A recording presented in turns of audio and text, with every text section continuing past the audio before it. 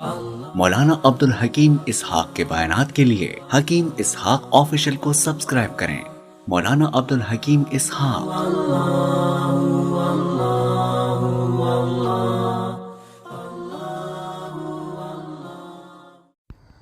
نحمده ونصلي ونسلم على رسوله الكريم اما بعد فاعوذ بالله من الشيطان الرجيم بسم الله الرحمن الرحيم اذا مرضت فهو يشفين صدق الله العظيم۔ آج میں ایک ایسے مرض کے بارے میں بتا رہا ہوں اور آج کل لوگ اس کو مرض نہیں سمجھتے ہیں، وہ ہے قبض۔ قبض ایک ایسا مرض ہے، قبض ایک ایسی بیماری ہے،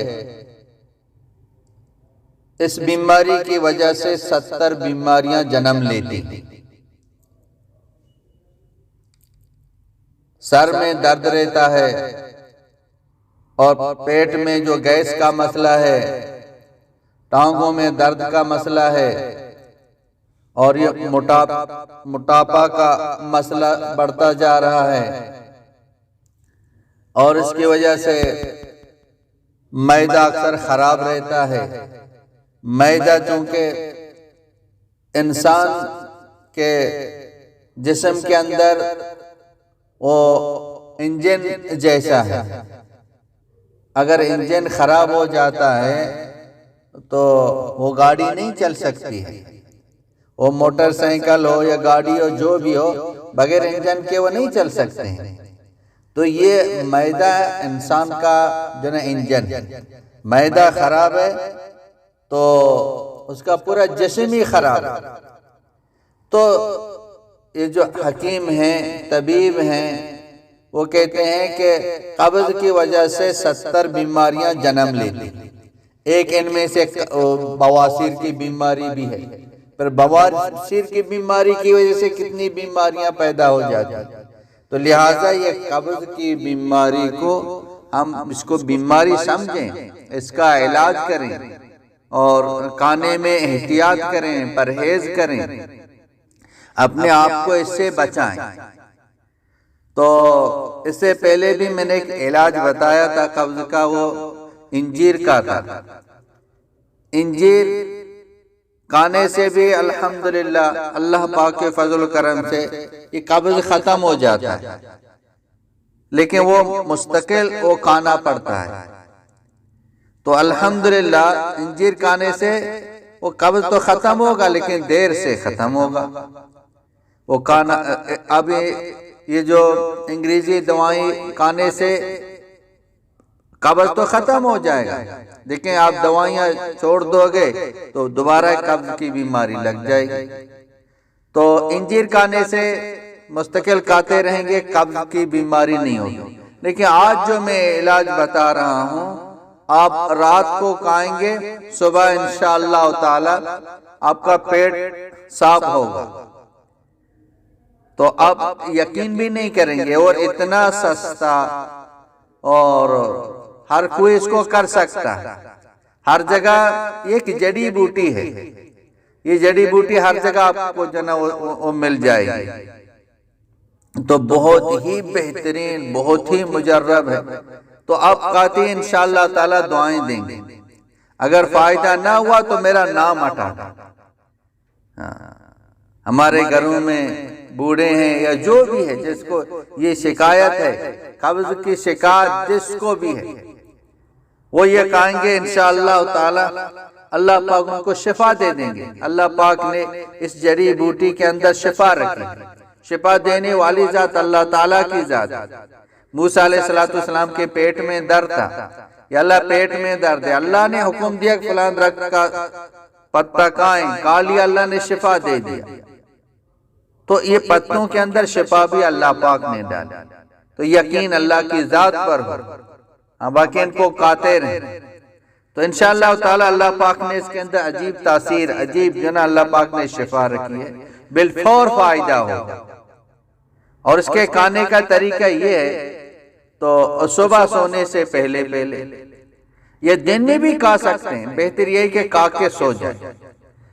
ایک چمچ چائے کا، ایک چمچ تو یا آدھا چمچ یا یہ پورا چمچ چائے کا ہو تو اس میں بہتر یہی ہے تو سلیمانی جو چائے ہے اس میں ڈال۔ چائے کا جو ذائقہ ہے تھوڑا چینج ہوگا لیکن وہ چائے آپ پی لیں، نہیں تو گرم پانی میں ڈال کے پئیں، یا تو ایسی سادہ پانی ہو یا ایسی منہ میں رکھ کے بعد میں پانی پی لیں، کیسے بھی اس کو کھا سکتے ہیں۔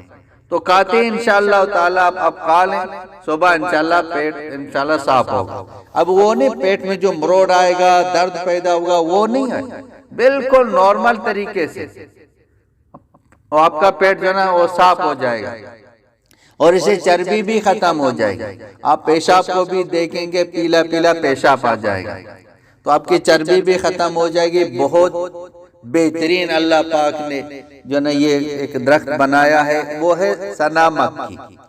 سنا مکی یہ ہر جگہ یہ اس کے پتے مل جاتے ہیں، بشرطے کہ اصلی ہوں۔ بہتر تو یہی ہے ان کو خود خرید کے ان کو گرینڈر کریں، ان کو خود پاؤڈر بنائیں، تو یہ ثابت نہیں نہ ہو۔ جو پاؤڈر ہیں جو جس کو گرینڈ کیا ہوا ہے وہ لے لیں، سادہ پتا نہ لیں۔ بہتر تو یہی ہے کہ خود لے کے اس کو بنا دیں۔ اگر خود نہیں لے سکتے ہیں بنا ہوا، اگر اصلی ہیں کچھ مکس نہیں ہے، آپ وہ لے لیں، وہ لے لیں۔ اگر اس پر اعتماد ہے وہ لے لیں، اعتماد نہیں ہے خود خرید کے یا ان کو دے دیں، اس کو جو نا گرینڈر کر کے دے دیں یا گھر میں گرینڈر کر دیں تو وہ لے لیں۔ جڑی بوٹی ہے، کوئی نقصان بھی نہیں ہے، کوئی انگریزی دوائی نہیں جس سے نقصان ہوتا ہے، جڑی بوٹی ہے۔ تو انشاءاللہ تعالی اللہ پاک کے فضل و کرم سے انشاءاللہ فائدہ ہوگا۔ اب تو بھئی یہ تو ایک اچھا کام ہے، نیکی کا کام ہے کہ خود بھی ہم سے فائدہ اٹھا لیں اور ان تک پہنچائیں، تو یہ اس کو جو ہے دوسروں تک بھی پہنچائیں کہ دوسرا بھی اس پر عمل کریں گے، اللہ ان کو بھی شفا دے دے گا۔ بہت تکلیف دہ جو ہے یہ بیماری ہے، جس کو بواسیر کی بیماری ہے وہ کتنا پریشان ہے، معدے کی بیماری ہے جو نا وہ معدے کی وجہ سے وہ کتنا پریشان ہے، اس کو پتہ ہی نہیں چلتا ہے کہ یہ بیماریاں کہاں سے آ رہی ہیں، کیوں مجھے یہ بیماریاں لگ رہی ہیں۔ ایک قبض کی وجہ سے ساری بیماریاں اس میں جو ہے نا وہ جنم لے رہی ہیں۔ کبھی ٹانگوں کا درد ہے، کبھی سر میں درد ہے، کبھی گیس کا پرابلم ہے، کبھی پیٹ بڑھ رہا ہے۔ بھئی آپ قبضیں جتنا کھا رہے ہیں وہ پیٹ کے اندر جمع ہو رہے ہیں، تو پیٹ نہیں بڑھے گا تو کیا ہوگا؟ تو چربی بھی اسے جو نا بن جاتی ہے۔ تو لہٰذا قبض کو کیسے بھی ختم کریں اور باہر کی چیزیں نہ کھائیں، احتیاط بھی ضروری ہے۔ یہ برگر ہیں، یہ کیک وغیرہ، سمبوسا پکوڑا، یہ چپاتی پراٹھے، ان سے بچیں اور سبزی کھائیں، گوشت بھی نہ کھائیں جب تک پیٹ صاف نہیں ہے۔ یہ تو کھاتے جو بھی کھائیں، اگر یہ پتا کھائیں گے تو جو بھی کھائیں گے انشاءاللہ پیٹ صاف ہوگا، لیکن احتیاط تھوڑا کرتے رہیں، احتیاط کرتے رہیں انشاءاللہ تعالی۔ یہ کھاتے ہی ہمیشہ انشاءاللہ جان چھوٹ جائے گی۔ وآخر دعوانا ان الحمدللہ رب العالمین۔ مولانا عبد الحکیم اسحاق کے بیانات کے لیے حکیم اسحاق آفیشل کو سبسکرائب کریں۔ مولانا عبد الحکیم اسحاق۔